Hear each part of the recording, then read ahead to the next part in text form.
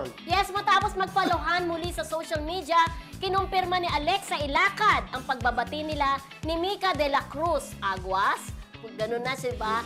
Kamakailan lang daw nang magkausap sila ni Mika at magdesisyong ayusin na ang kanilang matagal nang hindi pagkakaunawan. Time heals everything, ika nga. Sabi ng aktres, ito raw yung panahong hindi pilit at masarap daw sa pakiramdam. Correct. Kaya natin sinabi niya nung nandun kayo sa PBB, diba?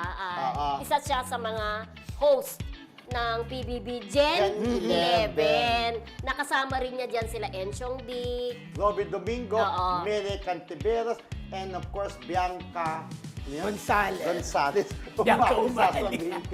Bianca yan, Gonzales. oo.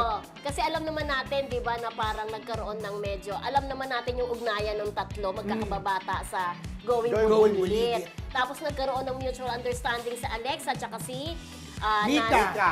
Hindi, Ay, si Alexa at saka si Si Nash. Nagkaroon Kasi ng mutual understanding. Kasi naging magjowa sabi, Oo. di ba? Tapos, may doon sa isang post, natugon ni Nash sa isang nag-post doon, sabi niya na in those 13 years daw, hindi daw nawala yung pagmamahal niya o affection Kay kay Mika. Mika. Na ikina-hurt ni Alexa na Where was napatanong siya I? na in those 13 years, where was I? Kasi Sabi. pag sinasabi niya, yung pagmamahal niya kay Mika nandun Oo. pa, Hindi siya nawala. Parang naging sila rin sabi, di ba? Parang gano'n. Oo. So, parang mapapatanong ka, di ba?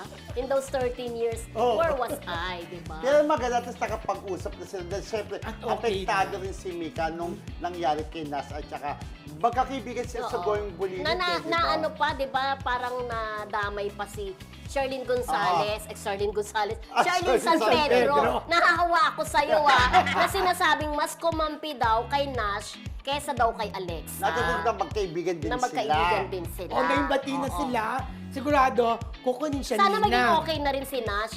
Kaya At lang saka yun si, nga eh. si Alexa. Oh, kasi ang Nauna. balita, yun Oo. pa lang sila. Pero Sila si pa Nas lang. and between, I'm sure papunta between na Nas rin, and, papunta na rin Alexa. dun yun. No? Sana nga, di ba? Pwede nga, kung tagang okay na sila, sa bagay kaya Okay siguro naman na si okay. Alexa kay KD. Ayun nga, Oo. kasi doon nga ako papunti. Oo. Kung baga may KD na rin naman siya, Kaya kaya nga. okay din. Kung baga, all's well that Ends ends well. well. Ay, Sa pagitan bongga. nila, di ba? Yes. At maswerte si Mika dahil ang dami daw datong ni ano, ha? Minas? Oo. Naging masinop sa pera. Oo. Actually, Oo. may Parang bahay pa nabasa- sa abroad. Totoo. Oo, $1 million. Mayaman sila. Grabe. Masinop sa pera. Meron siyang business, di ba? Yung mga titihan. Ano Mga yun? ti.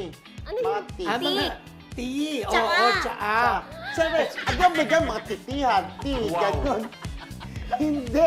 Kaya naman kasi, yung mga ti. Oo. Mga ti, ganun.